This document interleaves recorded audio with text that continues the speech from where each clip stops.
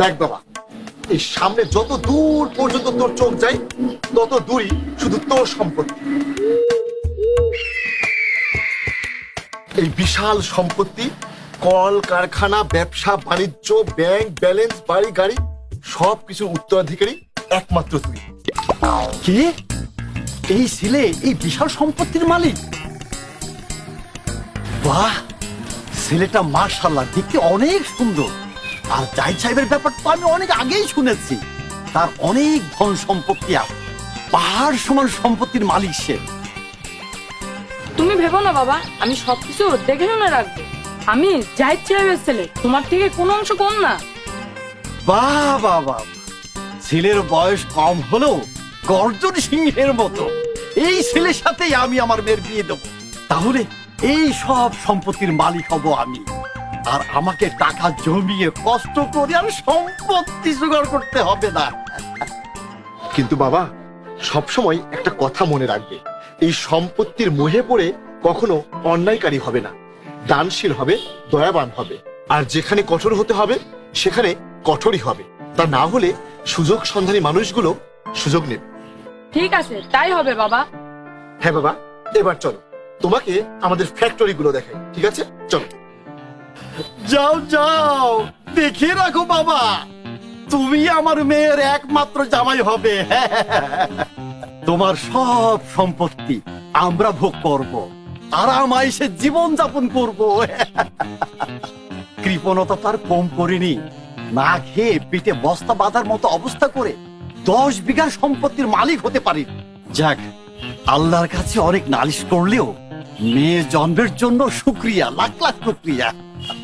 এই মেয়ে আমার কপাল খুলে দিল। যাই, বাড়িতে গিয়ে মেয়েকে সব বুঝিয়ে দিই।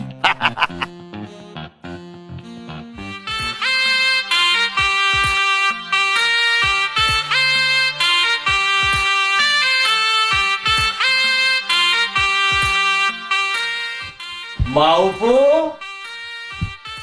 ও মাওপো, আমাদের আর কষ্ট করতে হবে না রে মা। আর না খেয়ে টাকা জমিয়ে সম্পত্তি করতে হবে না। আমরা অনেক সম্পত্তির মালিক হব, খুব আরামায়েশে আমাদের জীবন কাটবে। এসব তুমি কি বলছো বাবা? তুমি কি আর কিপটামি করবে না? আমাদের ঠিকমতো খাবারের ব্যবস্থা করবে, আমার সব চাওয়া পূরণ করবে। হ্যাঁ রে মা, যখন যা খেতে চাইবি তাই খেতে পারবি, আর যখন যা চাবি তাই পাবি। রাজপ্রাসাদে থাকবি, গাড়িতে ঘুরবি, আমি তোকে এক রাজকুমারের সাথে বিয়ে দেব। আর আমরা অনেক সম্পত্তির মালিক হব রে মা। বাবা, তুমি এই স্বপ্ন দেখেছো? আমাকে কোন রাজপুত্র বিয়ে করবে?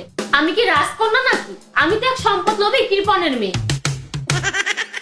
এভাবে বলিস নি রে মা, কিন্তু তুই সত্যি দেখিস আমি তোকে রাজপুত্রের সাথে বিয়ে দেব। আর তোকে যা যা বলেছি সবই হবে, সবই পাবি। শুধু আমি তোকে যা বলছি তাই করবি। এদিক শোন, কান্দা দে।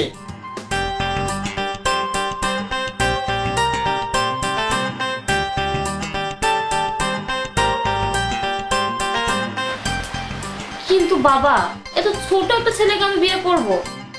আরে মা, ও 2-3 বছরে অনেক বড় হয়ে যাবে, তুই এগুলো নিয়ে টেনশন করছিস কেন? ঠিক আছে বাবা।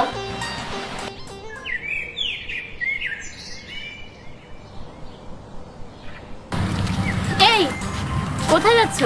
খেলতে যাচ্ছি, কিছু বলবে? হ্যাঁ বলবো, তোমার হাতটা দাও। আচ্ছা, তোমার নাম কি আর কোন ক্লাসে পড়ো? আমার নাম নীরব, আমি ক্লাস 6-এ পড়ি। তুমি মনে হয় ভয় পাচ্ছ, দেখি। হ্যাঁ তাই তো, তুমি তো অনেক ভয় পাচ্ছ। আরে না, কি যে বলেন, আমি কেন ভয় পাবো? আমি ঠিক আছি, আপনি কি বলতে চান সেটা বলুন। ও আচ্ছা, তুমি তো তাহলে অনেক সাহসী ছেলে। আচ্ছা দেখো তো, আমার চোখে কি যেন একটা পড়েছে। আচ্ছা ঠিক আছে, দেখছি।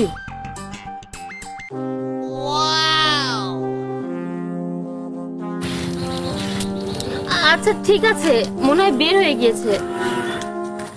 তোমাকে অনেক ধন্যবাদ। ঠিক আছে, কিন্তু আপনি তো কিছু বললেন না। এমনি, আসলে তুমি অনেক কিউট। আচ্ছা যাও, খেলতে যাও। ঠিক আছে। আরে বাহ, তুই তো একদম ফাটিয়ে দিয়েছিস, সবকিছু একদম পারফেক্ট। প্রাথমিকভাবে আমাদের কাজ শেষ, এখন আমাদেরকে দ্বিতীয় কাজের জন্য যেতে হবে। তাহলে দেরি করছিস কেন? চল।